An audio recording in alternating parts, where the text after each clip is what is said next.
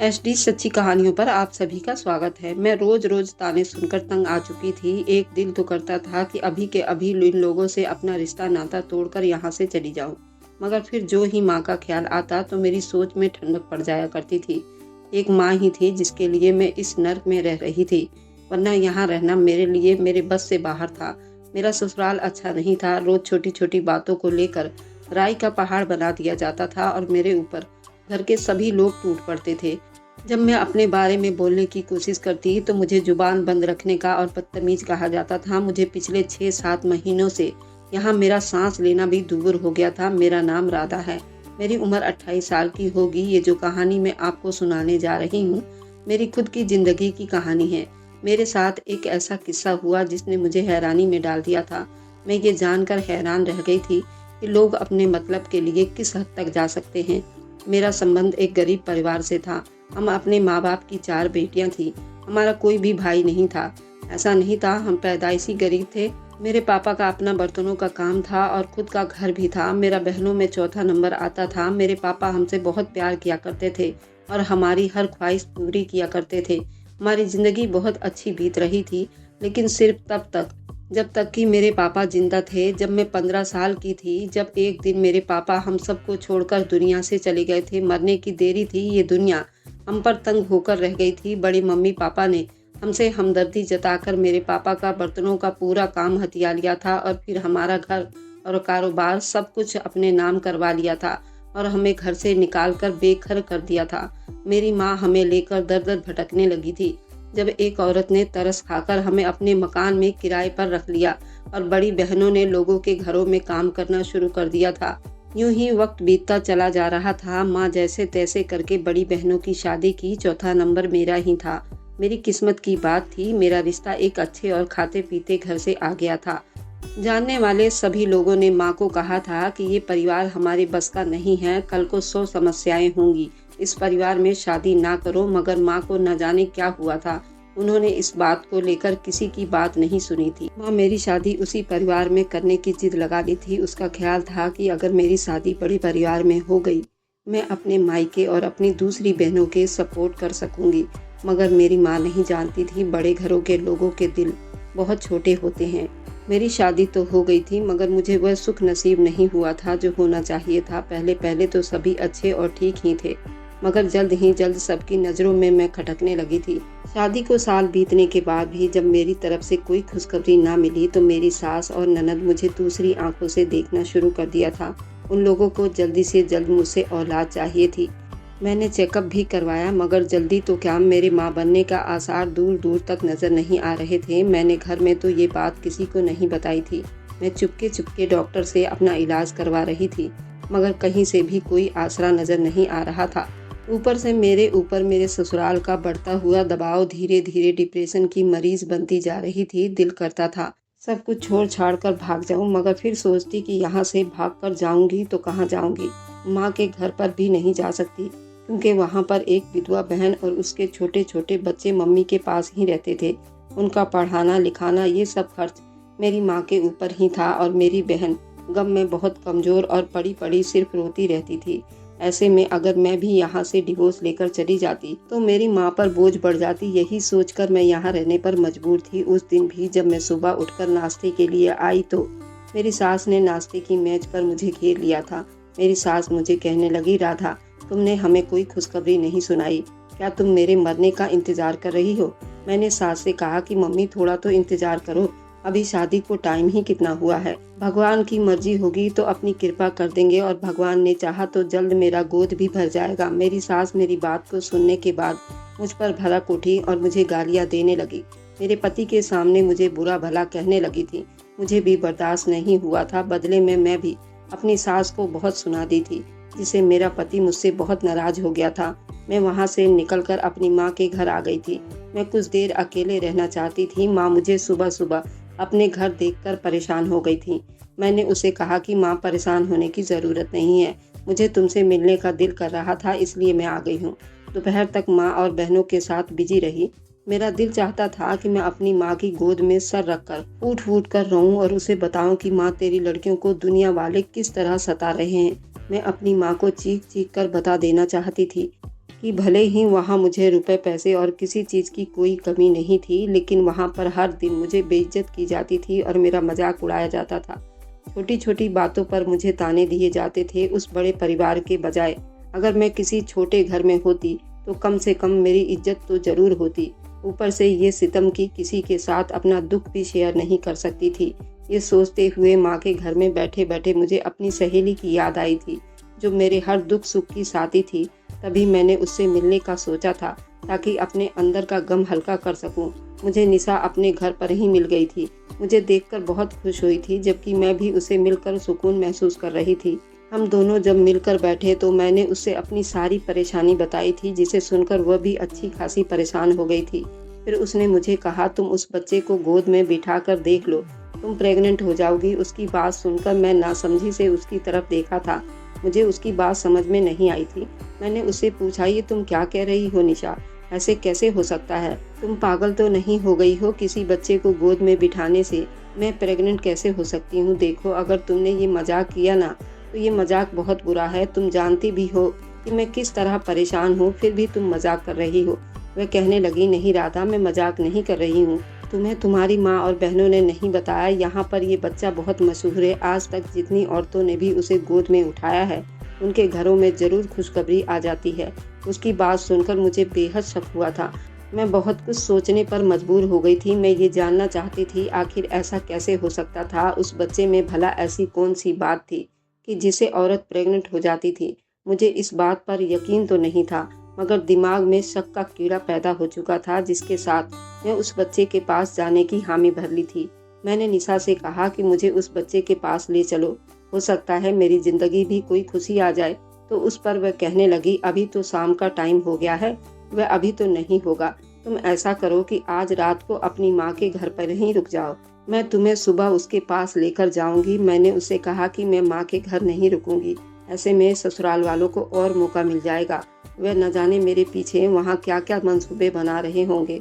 मैं कल 11 बजे तुम्हारे घर आ जाऊंगी, तुम तैयार रहना, फिर दोनों उसके पास जाएंगे। निशा ने मुझे ओके कर दिया था। शाम होने में थोड़ा सा ही वक्त रह गया था।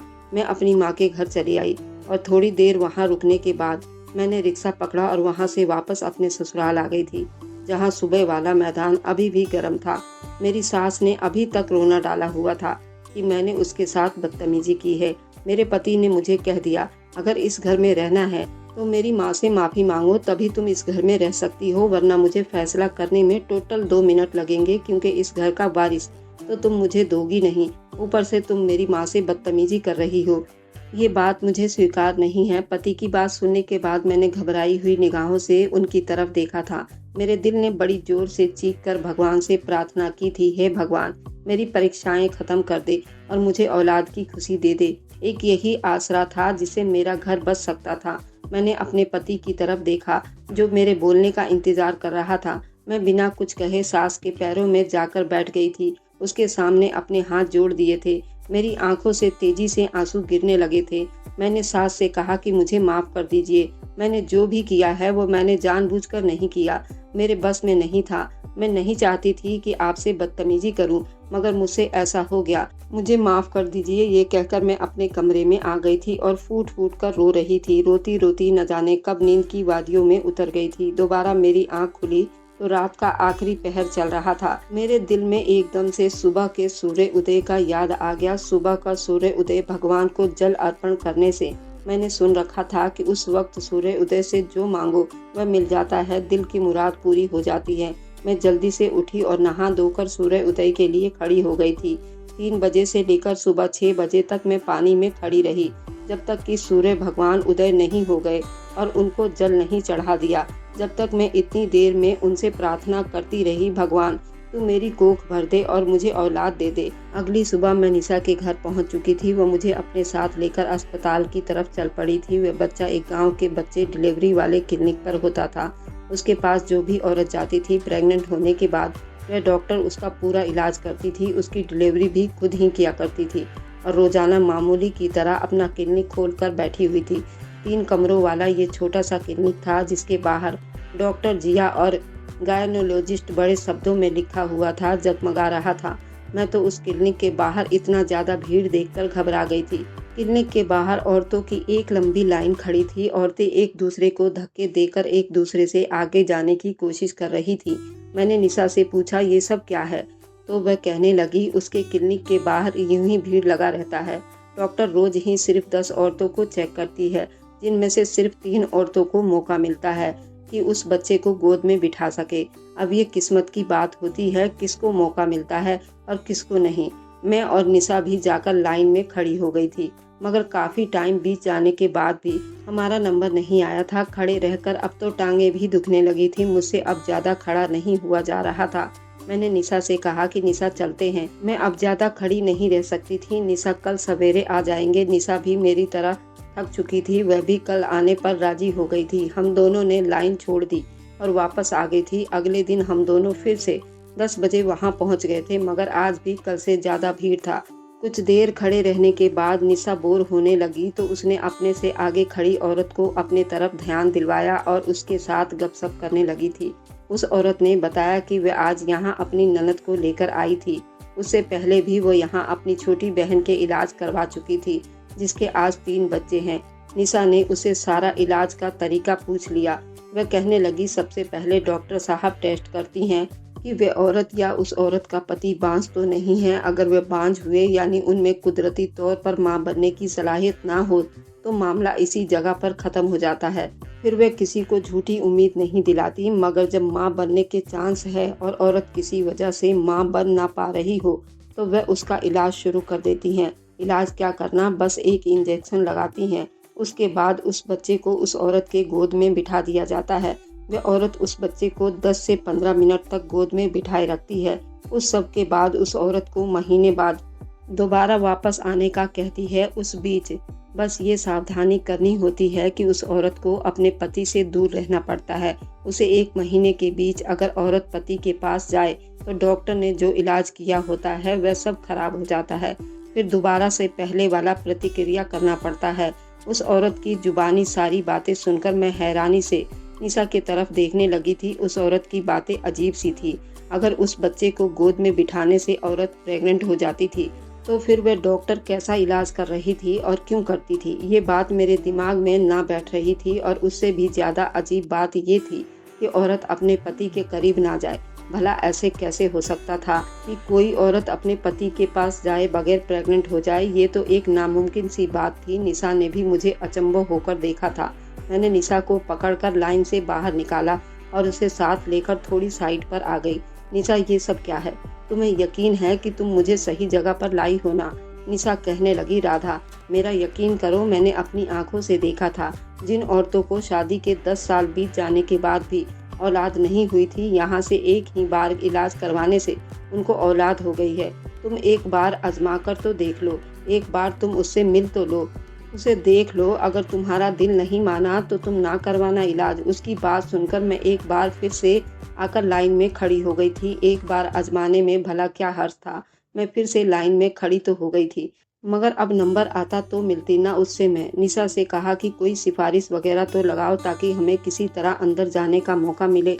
मुझे नहीं लगता इस तरह हमारा नंबर आएगा। मुझे लगता है यहाँ सिफारिश से ही काम चलता है। किसी तरह से उस डॉक्टर का नंबर मिल जाए तो ही कुछ काम बन सकता था, मगर परेशानी थी कि नंबर मिलता तो कैसे। निशा ने मेरे कहने पर मेरा साथ दिया था। उसने अपने एक जानने वाले से बात किया और थोड़ी ही देर में उस डॉक्टर का नंबर मुझे मिल चुका था। मैंने भगवान का नाम लेकर उस नंबर पर कॉल मिलाई। काफ़ी देर तक बैल जाती रही, मगर आगे से कोई जवाब नहीं मिल रहा था। न जाने मेरी किस्मत खराब थी या फिर भगवान की कोई मर्जी थी जो मुझे बार बार वहां जाने से रोक रही थी। इस तरह रुकावटें डालकर मुझे इस क्लिनिक के अंदर जाने से रोक रहा था, या भगवान मुझे इशारे देकर कुछ समझाना चाहता था। मगर मुझे अकल होती तो मुझे समझ आता ना। मैं भगवान के इशारे को तो समझ ना पाई थी। मैंने 2-3 बार कॉल मिलाई लेकिन कोई जवाब नहीं मिला, जिसके बाद मैंने बेदिली से फ़ोन बंद करके पर्स में डाल दिया। उस सब के बाद भी अभी कुछ ही देर बीते थे। सब औरतें अपनी अपनी बातों में मगन थी। कोई कपड़ों के बारे में बातें कर रही थी तो कोई जूतों के बारे में, और निशा भी न जाने कौन सी बातों में बिजी हो गई थी। जब अचानक ही एक जोरदार चीख ने हमारा ध्यान अपनी तरफ करवाया था और फिर उसके बाद ना खत्म होने वाली चीखों का दौर शुरू हो गया था। हम सब हक्का बक्का होकर उस क्लिनिक की तरफ देख रहे थे। इस बात में कोई शक नहीं था। चीखों की आवाज़ क्लिनिक के अंदर से ही आ रही थी। हम सब एकदम से परेशान हो गए थे। न जाने अंदर क्या हो रहा था। थोड़ी देर बाद क्लिनिक का दरवाज़ा खुला था और एक लड़की रोते हुए क्लिनिक के बाहर से निकली थी। वह औरतों की लाइन तोड़ते हुए वहाँ से निकल गई थी। उसकी हालत बहुत बुरी थी। वो बहुत बुरी तरह से रो रही थी। उसके साथ ही क्लिनिक के दरवाजे पर क्लोज का बोर्ड लगा दिया गया था। फिर अगले कई दिनों तक क्लिनिक बंद रहा। मैं तो वहाँ से इलाज करवाना चाहती थी, मगर अब मुझे शक था। आखिर उस लड़की के साथ क्लिनिक में ऐसा क्या हुआ था जो इतना चीखी थी। मुझे पूरा विश्वास है कि उसके साथ कुछ न कुछ तो गलत हुआ था, तभी उसकी हालत ऐसी थी।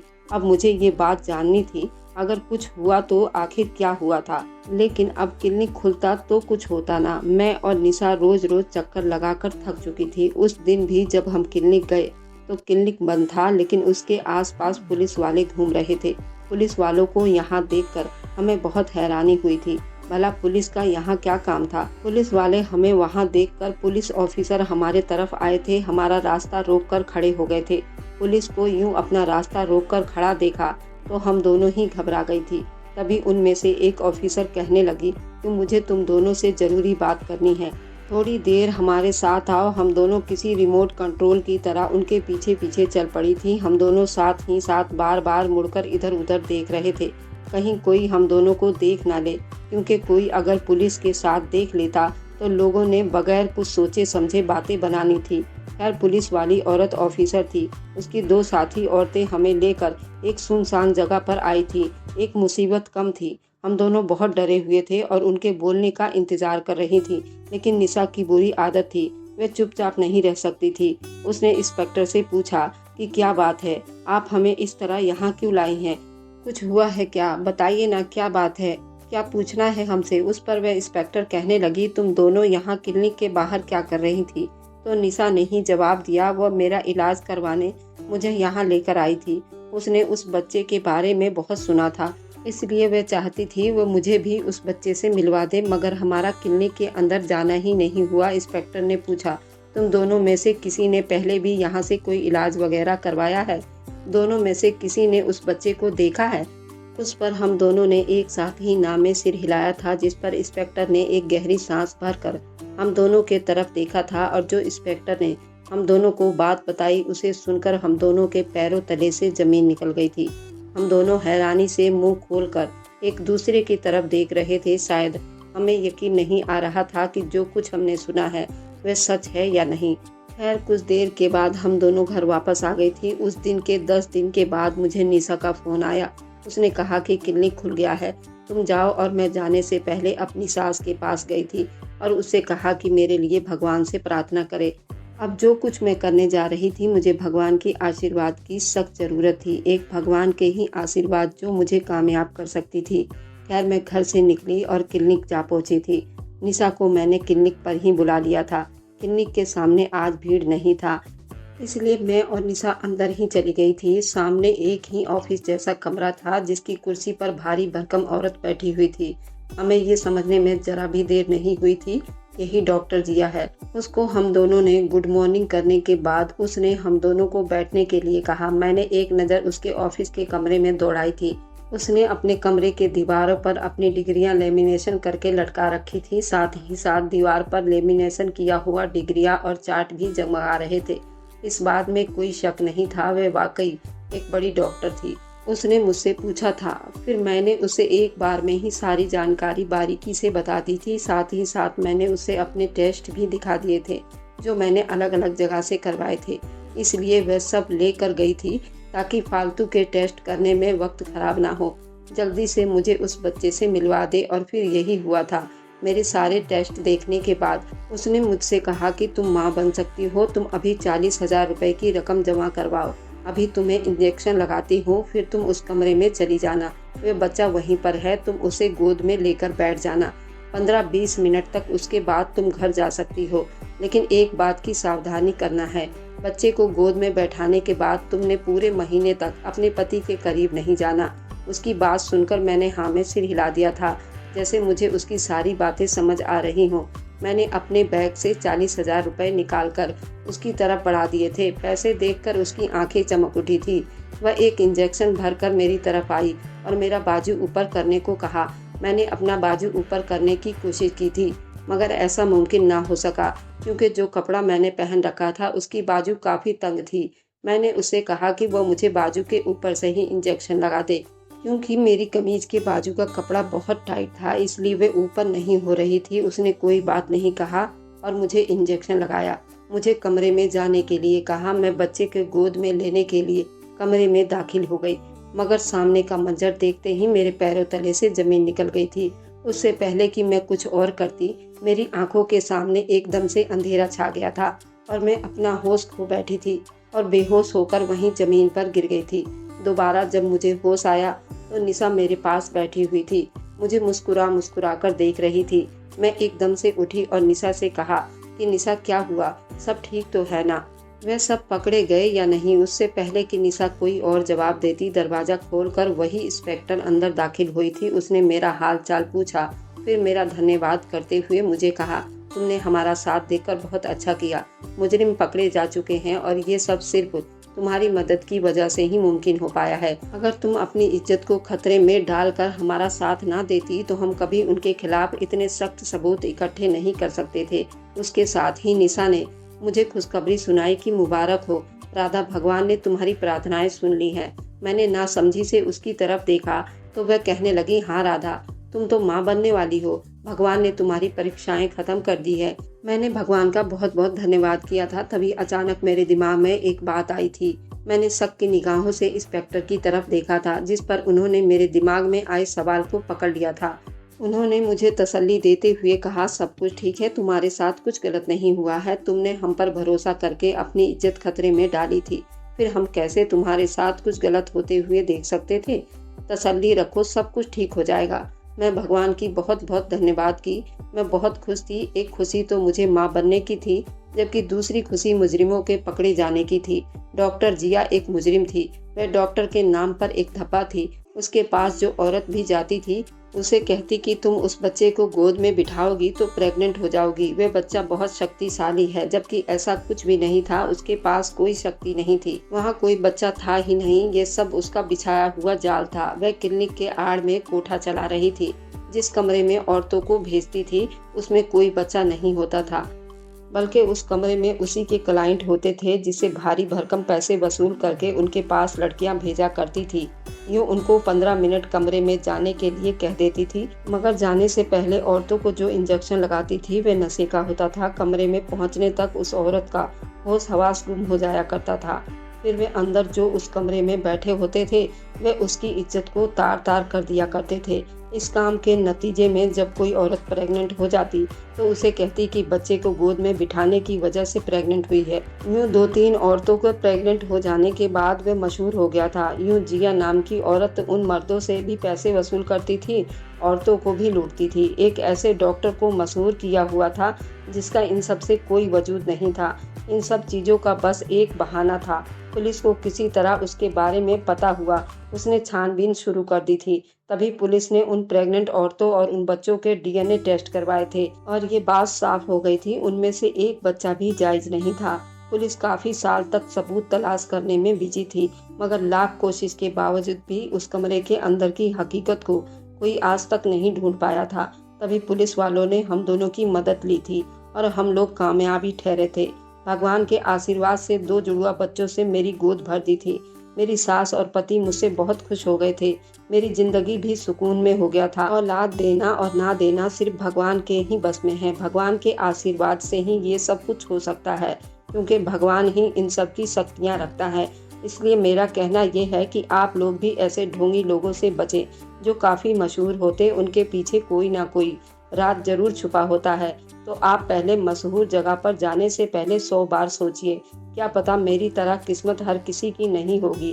तो मुझे कमेंट में ज़रूर बताइए कि मेरी ये कहानी आप लोगों को कैसी लगी। अगर आपको आज की कहानी पसंद आई है तो वीडियो को ज़रूर लाइक कीजिएगा और अपने दोस्तों के साथ शेयर भी कीजिएगा।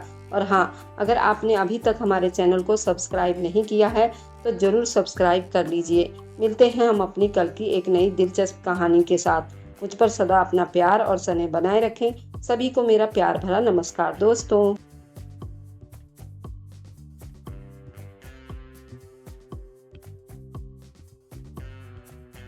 दरवाज़ा ज़ोर-ज़ोर से बंद होने की आवाज़ आई, जैसे किसी ने गुस्से में दरवाजे को ज़ोर से बंद किया हो। मैं जो अपने कमरे में शीशे के सामने अपने बालों की चोटियाँ बना रही थी, एकदम से चौंक गई। नीचे जाने पर देखा माँ और भाई एक दूसरे के आमने-सामने खड़े थे। भाई की आवाज़ बहुत तेज़ थी, आँखों में गुस्सा और माथे पर गुस्से की लकीरें दिखाई दे रही थी। हाथ में गीता जैसी पवित्र किताब थी। वह कसम खाने पर तुली हुई थी, मैं कसम खाने को तैयार हूँ, इस घर की इज्जत का सवाल है। ये शादी करनी ही पड़ेगी। भाई की आवाज़ गूंजी, मैं उसे पसंद नहीं करता मम्मी। आप जबरदस्ती क्यों कर रही हैं? तू पसंद ना कर, पर मैं ये शादी करवा कर रहूंगी। परिवार वालों में बात फैल गई है, मना करने का मतलब ही नहीं। हमारी नाक कट जाएगी। माँ की जिद्दी तबीयत हमारे पूरे परिवार में मशहूर थी और आज वह पूरे गुस्से से उखड़ी हुई थी। मैं चुप खड़ी तमाशा देख रही थी, कभी भाई के तरफ कभी माँ के तरफ देखती। भाई ने आखिरी बात कही, अगर जबरदस्ती ये शादी हुई तो मैं 3 दिन बाद ही विदेश चला जाऊंगा, फिर कभी वापस नहीं आऊंगा। ये धमकी नहीं थी, ये उनकी वार्निंग थी। उन्होंने सच में ऐसा कर दिखाया था, लेकिन माँ ने जैसे कुछ सुना ही ना हो। गीता को गवाह बनाकर भाई को शादी करने पर मजबूर कर दिया था। 3 दिन के बाद सच में भाई की शादी हो गई और दुल्हन विदा करके लड़की घर ले आए। अब हमारी भाभी इस घर में आ गई। ना वो मुस्कुरा रही थी, ना हंस रही थी, जैसे खुशी के बजाय कोई कैदी हो, वैसे ही दिखाई दे रही थी। मैंने उस दिन उसकी आंखों में कुछ अजीब सा दर्द देखा था, जैसे वह सब कुछ समझ रही हो फिर भी चुप थी। भाई अपने वादे के हिसाब के 1 हफ्ते के बाद ही विदेश चले गए। ना पत्नी को देखा, ना बात की। माँ ने उससे जाते वक्त बातचीत भी ना की, बस कमरे में जाकर बैठ गई, जैसे कुछ खास ना हुआ हो। भाभी ने चुपचाप इस घर के रस्म रिवाज को अपनाने की कोशिश की, मगर माँ ने उसका जीना दुश्वार कर दिया। उसे कभी बहू की तरह इज्जत नहीं मिली। माँ उसे अपने कमरे में सुलाती, जैसे किसी पुरानी नौकरानी को जगह दी जाती है। मैंने कई बार देखा, वह रात को जल्दी सो जाती और सुबह जब उठती तो उसकी हालत अजीब होती। आंखों के नीचे काले रंग के धब्बे पड़ते जा रहे थे। थकान से उसके चाल चलन अजीब सा बदलाव नजर आ रहा था। माँ कहती काम करती है इसलिए थकी रहती है, पर मैं जानती थी ये बात सिर्फ काम की नहीं थी। दिन भर उसे घर के सारे काम करने पड़ते, जो भी बचता वही खाना उसके लिए होता। एक दिन मैंने जानबूझकर डाइनिंग टेबल पर प्लेट में उसके लिए खाना रख दिया तो मम्मी ने मुझे डांट दिया, हमें क्या जरूरत है उसे इज्जत देने की। मैं चुप हो गई, कुछ बोलती तो इल्जाम आ जाता कि तू भी उसकी पक्ष लड़ रही है, पर मैं अंदर ही अंदर ये सब देखकर जलती रहती। एक दिन मैंने देखा, भाभी ने एक पुरानी साड़ी पहनी हुई थी जो कभी माँ पहनती थी। उसके बाल भी बिखरे हुए थे, चेहरे पर एक अजीब सा दर्द दिखाई दे रहा था। वह बर्तन धो रही थी, हाथों पर झाग के साथ जख्म भी थे। मैंने आगे बढ़कर पूछा, भाभी आपके हाथों को क्या हुआ? तो मुस्कुराकर बोली, पानी में रहने से हो गया। कुछ नहीं, मगर मैं जानती थी ये सिर्फ पानी का असर नहीं था, ये उसके तकलीफ का असर था जो वह रोज सहती थी। कभी मैं उसे मम्मी के कमरे में धीरे धीरे मालिश करते देखती। रात भर न जाने माँ उसे कौन सा ऐसा काम करवाती थी, जब सुबह निकलती तो लगता जैसे उसकी हड्डियां दर्द से चूर हो गई हों। मैं पूछना चाहती थी मगर हिम्मत नहीं हुई। कोई दीवार थी जो मुझे रोक देती थी। भाई के जाने के बाद भाभी की जिंदगी जैसे नर्क हो गई थी। वह न खुश रहती थी, न बात करती थी, न हंसती थी।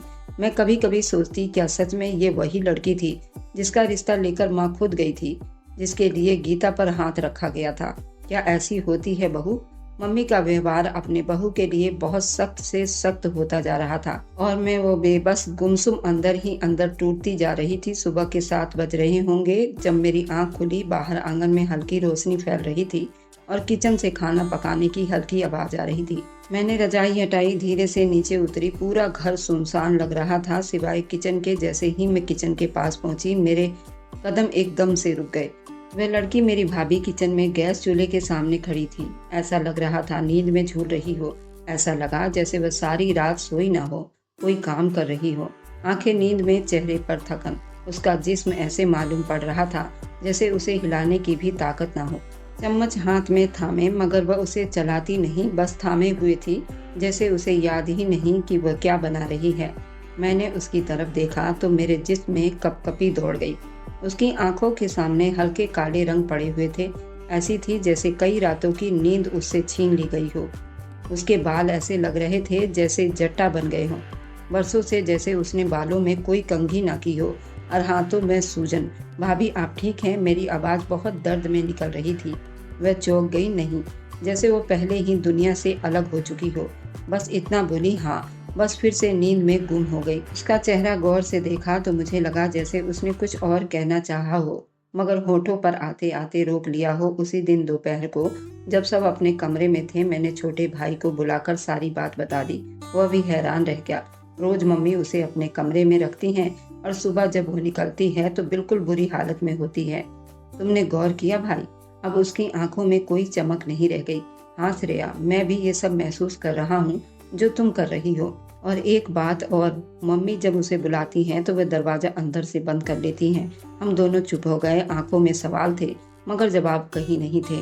हम दोनों के दिल में कितने शक उभर रहे थे पर होंठों पर शब्द नहीं आ रहे थे। कुछ तो जरूर था जो नजर नहीं आ रहा था। उसी दिन शाम को जब मैंने भाभी को आंगन में बर्तन धोते देखा तो मैंने दोबारा पास जाकर उसे देखना चाहा। उसका ध्यान बर्तनों पर था, लेकिन हाथों में जैसे जान कम थी। जैसे वह चल रही थी मगर उसका दिमाग कहीं और था। भाभी, रात को आपको नींद आती है? मैंने नरमी से पूछा। उसने मेरी तरफ नहीं देखा, बस एक ठंडी सांस ली। बोली, कभी कभी आती है। भाभी, तुम मम्मी के कमरे में क्यों सोती हो? मैंने हिम्मत करके पूछ ही लिया था। उसने एकदम हाथ रोक दिए। फिर कुछ पल चुप रही जैसे शब्द की तलाश में हो। मम्मी कहती हैं कि बहू को सास के पास ही होना चाहिए, उनकी सेवा और उनकी हर जरूरत का ख्याल रखना चाहिए। मैंने उसकी आंखों में झांकने की कोशिश की पर वहाँ एक अजीब सी चमक थी, जैसे वह आंसू छुपाए जा रही हो। उसी रात मैंने कमरे की खिड़की से देखा। मम्मी ने भाभी को दोबारा अपने कमरे में बुलाया। वह चुपचाप हो गई। फिर दरवाजा अंदर से बंद हो गया। मेरी नींद उड़ चुकी थी। क्या वह सब आम बात थी? क्या ये सच था? ये सिर्फ सेवा थी या कुछ और? छोटे भाई ने भी इस चीज को महसूस किया। अगले दिन उसने मुझसे कहा, श्रेया, मैंने फैसला कर लिया, हमें जानना होगा कि मम्मी कमरे के अंदर इससे और क्या क्या करवाती हैं। उस दिन बारिश हो रही थी, बादल गरज रहे थे, हवाएं पेड़ों को जोरों से हिला रही थी। घर के अंदर एक अजीब सा सन्नाटा छाया हुआ था। मैं खिड़की के पास बैठी बाहर की भीगी दुनिया को देख रही थी जब अचानक मुझे एहसास हुआ कि आज भाभी की हालत थोड़ी खराब थी। वह आंगन में गीले जमीन पर कपड़े धो रही थी। हाथ की उंगलियां पानी में सूज चुकी थी। चेहरे पर एक अजीब सा खालीपन था, जैसे वो बहुत दर्द में हो। कुछ पल मैं उसे देखती रही, फिर दिल ने गवाही दी कि अब और ज्यादा चुप नहीं रह सकती, मुझे उसके पास जाना होगा। मैंने धीरे धीरे कदम बढ़ाए। बारिश की बूंदें हल्की पड़ रही थी और हर बूंद जैसे मेरे दिल पर चुभ रहे थे। मैं उसके पास जाकर बैठ गई। फिर धीरे से पूछा, भाभी, आप थक गई हैं ना? उसने मेरी तरफ देखा, कुछ पल के लिए जैसे वो मुझे पहचान ही ना पाई हो। फिर एक कमजोर सी मुस्कुराहट उसके होठों पर आई, फिर जल्दी चुप हो गई। श्रेया, मैं ठीक हूँ, मैंने उसके गीले हाथों को थामते हुए कहा। आप ठीक नहीं लग रही हैं, और सच तो ये है कि आप काफी दिनों से ठीक नहीं लग रही। मैं सब देख रही हूँ। रात को जब भी मम्मी आपको कमरे में बुलाती हैं और सुबह जब आप वापस निकलती हैं तो आपकी हालत बहुत खराब रहती है। सब कुछ ठीक नहीं है। उसकी सांस रुक गई। वह कुछ पलों के लिए बिल्कुल चुप हो गई, फिर एक झटके से अपनी नजर झुका ली। उसके चेहरे की रंगत बिल्कुल पीली पड़ गई, जैसे खून की एक बूंद भी बाकी ना हो। मैंने नरमी से पूछा, मम्मी तुम्हें अपने कमरे में क्यों बुलाती हैं? वह चौंकी, जैसे किसी ने उसके जख्म पर नमक छिड़क दिया हो। फिर उसने नजरें चुरा ली और बात को टालते हुए बोली, मैं तो बस उनका सेवा करती हूँ, उनका ध्यान रखती हूँ और कुछ नहीं। ये जवाब ऐसा खाली जवाब था जैसे वह कुछ जानती ही ना हो। मैं जान गई वह कुछ छुपा रही हैं। मैंने अपना हाथ उसके कंधे पर रखा। तुम मुझसे सच बोल सकती हो, मैं तुम्हारी दुश्मन नहीं हूँ। लेकिन वह चुप रही। एक आंसू उसकी आंखों से टपका और बारिश की बूंद में गुम हो गया। मैं जान गई कुछ न कुछ ऐसा है जो उसके अंदर उसको झकझोर रहा है, लेकिन वो बता नहीं सकती, या शायद मुझे नहीं बताना चाहती थी। उस रात मैंने छोटे भाई को सब कुछ बता दिया था और मैंने खुद भी उससे पूछा, श्रेया, अब वक्त आ गया, हम सब जान ले, चाहे हमारी माँ को बुरा ही क्यों न लगे। हम दोनों ने एक फैसला किया। अगली रात जब मम्मी भाभी को अपने कमरे में बुलाएंगी, हम चुपके से दरवाजे के पास जाकर सुनेंगे। उस रात हर चीज वैसे ही हुई जैसे हमने प्लान किया था। खाने के बाद मम्मी ने भाभी को आवाज दी, चलो मेरे कमरे में आ जाओ। वह चुपचाप उठी और मम्मी के पीछे चल दी। हम दोनों दबे पांव उनके कमरे के दरवाजे के पास पहुंच गए। दिल जोर जोर से धड़क रहा था। दरवाजे के नीचे से हल्की सी रोशनी आ रही थी। कमरे के अंदर हल्की सी बातें करने की आवाज़ आ रही थी।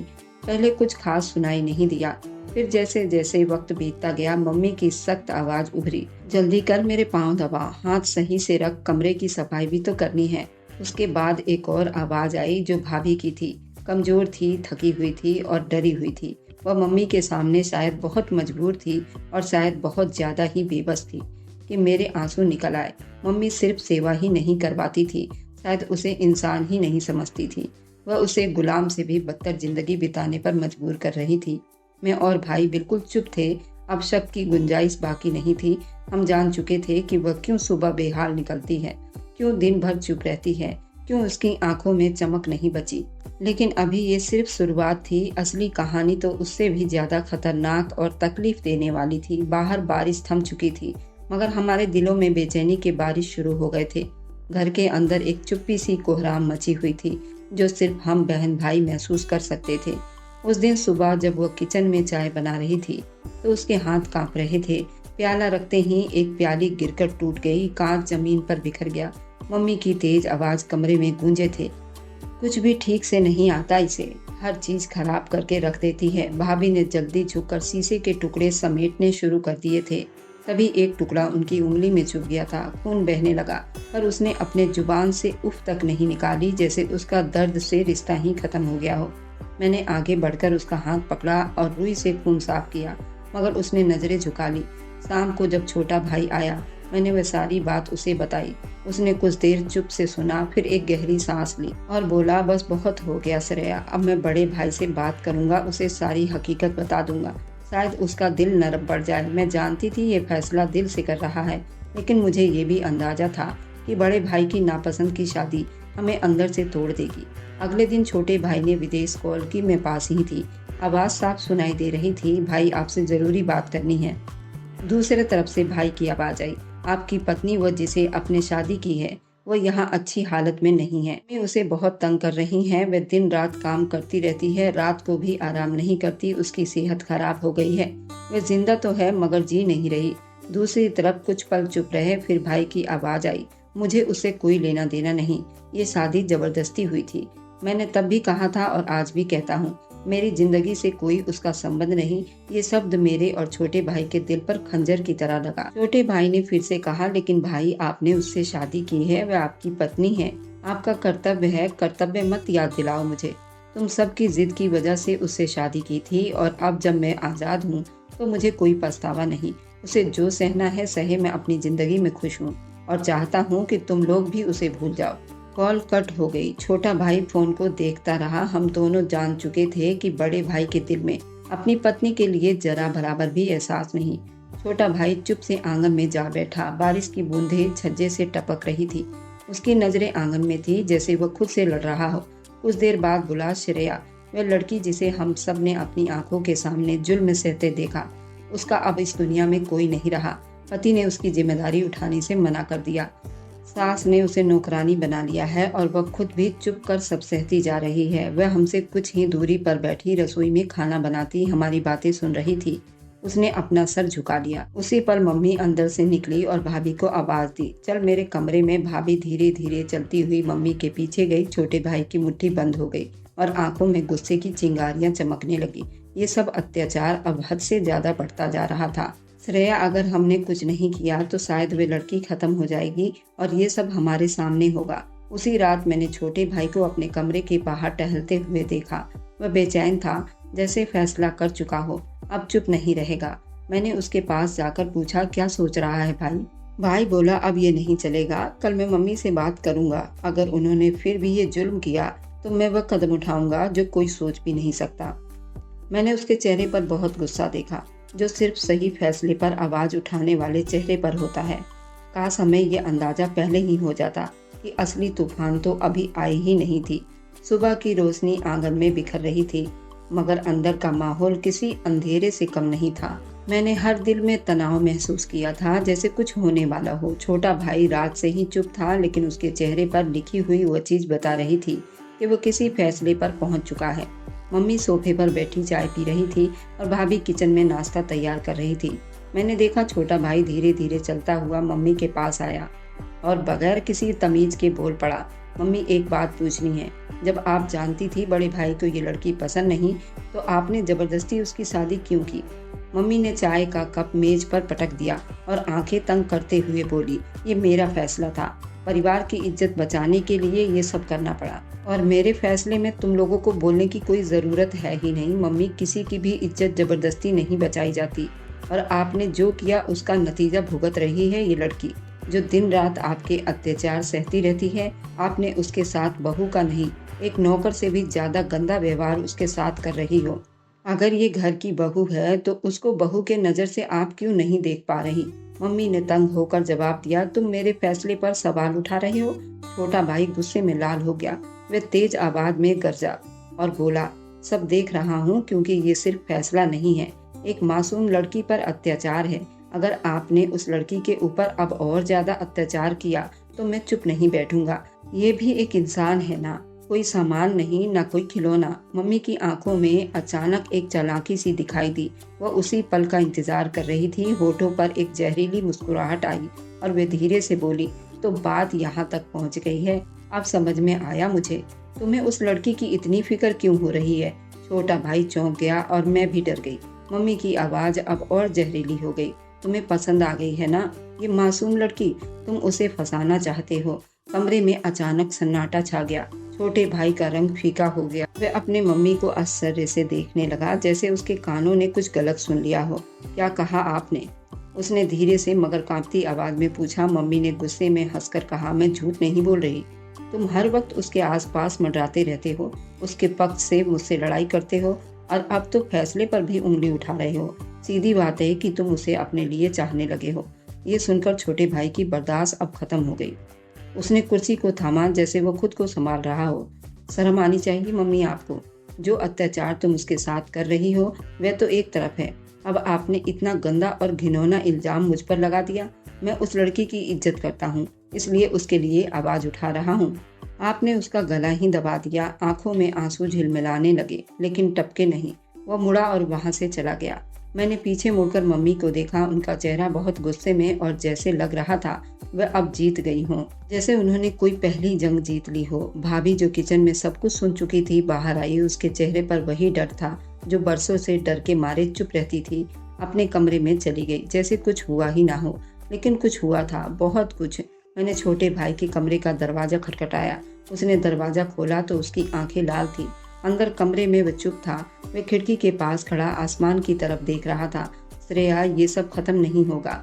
मम्मी ने आज जो मुझ पर इल्जाम लगाया है, उसने मेरे दिल को जख्मी जख्मी करके रख दिया है। मैंने तो सिर्फ उस पर जुल्म के लिए आवाज उठाई थी, पर उन्होंने मुझे ही गुनहगार बना दिया।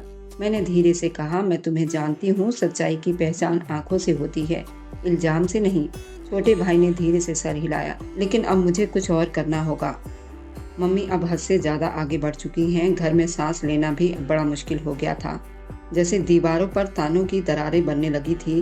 हर तरफ गुस्से में फैली हुई चीज थी। उसी सुबह मैंने भाभी को आंगन में झाड़ू लगाते देखा।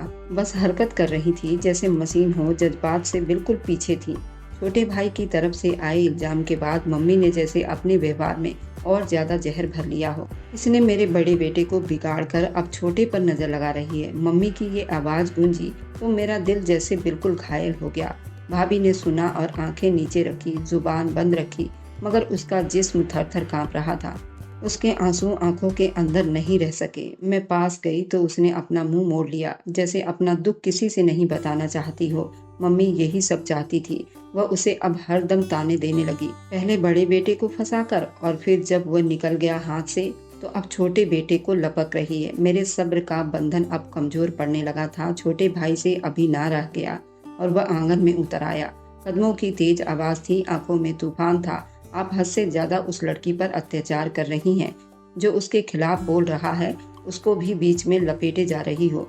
मम्मी, उसकी आवाज में कपकपाहट थी, मगर शब्द मजबूत थे। मम्मी ने गौर से देखा, जैसे वह किसी जंग को जीत चुकी हो। सच सुनने की हिम्मत नहीं तुम्हारे अंदर बेटा। अगर तुम अपने आप को बचाना चाहते हो तो ये शहर छोड़ दो, कहीं दूसरी जगह जाकर नौकरी करो, इस घर से दूर रहो, तभी बच सकोगे इसके जाल से। छोटे भाई का मुंह खुला का खुला ही रह गया, जैसे उसे मम्मी की बात पर विश्वास न हुआ हो। कुछ पल बस खड़ा रहा, फिर पीछे हटा, एक नजर भाभी पर डाली। जो ज़मीन पर बैठी थी, आंखें बंद, चेहरे पर आंसू, हर तरफ सन्नाटा। उसके बाद वह पलटा और कमरे की तरफ चला गया। मैं भी पीछे पीछे गई। वह अपने कमरे में जाकर अपने कपड़े तैयार करने लगा, कुछ कागज अपने बैग में रखे। कहाँ जा रहे हो? उसने कहा कि मैं ये सब बर्दाश्त नहीं कर सकता। मैं ये घर छोड़कर कहीं दूसरी जगह नौकरी करूंगा और इस घर से भी दूर रहूंगा। नहीं तो मैं इस घर में कुछ और कर बैठूंगा जो शायद आज तक कभी किसी ने ना किया हो। अच्छा होगा कि मैं इस घर से दूर ही चला जाऊं, श्रेया। जैसे वो किसी बोझ तले दबे जा रहा था। तुम मान लोगे उनकी बात? मैंने बेबस होकर भाई से पूछा। उसने मेरी तरफ देखा, आंखों में उदासी, बेचैनी और तूफान छुपा रहा था। श्रेया, अगर मैं यही रहा तो उनके हर दिन के ताने से ही मर जाऊंगा। एक दिन मुझे वही बनना पड़ेगा जो वे चाहती हैं। ठीक होगा कि चला जाऊं। अपने जमीर को सलामत रखते हुए उसी शाम वह घर को छोड़कर चला गया। मम्मी ने एक जीत और हासिल कर ली थी, जैसे एक और दुश्मन को हरा चुकी हूँ। छोटे भाई के जाने के बाद भाभी पर अपने अत्याचार को दुगना बढ़ा दिया था। अब न उसे आराम से बात करती थी, न ही उसे किसी चीज की परमिशन देती थी। बात बात पर डांट, ताने और खाने को कम कर दिया। हर दिन नई परेशानी देती। अब तेरा रास्ता साफ है ना, तो कोई रोकने वाला भी नहीं, कर ले जो चाहे, पर याद रख, मैं तुझे कभी आराम से जीने नहीं दूंगी। भाभी का चेहरा अब बिल्कुल बेरंग हो चुका था, जैसे वह खुद को अंदर से खो चुकी हूँ। अब ना हंसती थी, ना बोलती थी, ना किसी से नजर मिलाती, सिर्फ काम करती। मम्मी के कहने पर चुपचाप बिना किसी सवाल के मैं उसके साथ खाना खाना चाहती थी, पर मम्मी ने साफ साफ कह दिया, जो मेरे खिलाफ जाएगा वो मेरे साथ नहीं बैठेगा। घर के अंदर के रिश्ते टूटने लगे थे और मेरे अंदर एक खालीपन बसने लगा था। छोटे भाई का जाना सिर्फ एक यात्रा नहीं था, वो हमारे घर से इंसानियत का आखिरी चिराग भी साथ ले गया था। दिन जैसे बीतने लगे थे, सुबह शाम और रातें सब एक जैसे दुख से भरी होती थी। भाभी अब पूरी तरह एक बेजान साया बन चुकी थी। उसके चेहरे पर हर दिन के जुल्म की एक नई निशान दिखाई देती, एक नई थकन छुपी हुई होती। मम्मी उसे खाने को भी अक्सर कुछ न देती। कभी रोटी कम होता तो कहीं भूखी रह जाती, कभी पानी तक उसको नसीब ना होता। मैंने कई बार उसे चुपके से बचा हुआ खाना देते हुए देखा, जो वह सारा दिन छुपा कर रखती थी। सिर्फ तब खाती थी जब कोई न देख रहा होता। उस दिन कुछ ऐसा ही मंजर देखा था। वह रसोई के एक कोने में जमीन पर बैठी थी, चूल्हे के राख को हल्का सा चीरते हुए, जैसे उसमें कुछ ढूंढ रही हो। चेहरा पीला, आंखें लाल, होंठ बिल्कुल सूखे। माँ अंदर से निकली, एक ताना देकर चली गई, काश तुझे शादी से पहले ही किसी ने मार दिया होता। मेरे बेटे की जिंदगी खराब करके अब हमारी भी इज्जत मिट्टी में मिला दी तूने। भाभी ने कुछ नहीं कहा, न आंख उठाई, न होंठ हिलाए, बस हाथ धीरे से जमीन पर रगड़ते हुए, जैसे वे अपनी परेशानी को मिटाने की कोशिश कर रही हों। उसी दिन दोपहर के टाइम फोन की घंटी बजी। मम्मी ने फोन उठाया। पहले कुछ पल सन्नाटा छाया रहा, फिर उनकी चीख सुनाई दी, क्या वह मर गया? मेरे हाथों से पानी का गिलास छूटकर फर्श पर गिरा। मैं दौड़ी। छोटा भाई तो शहर जा चुका था, लेकिन घर के बाकी सब लोग भी आंगन की तरफ दौड़े। मम्मी के हाथ से फोन गिर चुका था। जमीन पर बैठकर जोर जोर से अपना सर पीट रही थी। मेरा बेटा, मेरा सहारा, मेरी जिंदगी चला गया। ये खबर थी कि बड़ा भाई विदेश में कार हादसे का शिकार हो गया है और मौके पर ही मर चुका है। वह धीरे धीरे चलती हुई आंगन में आई।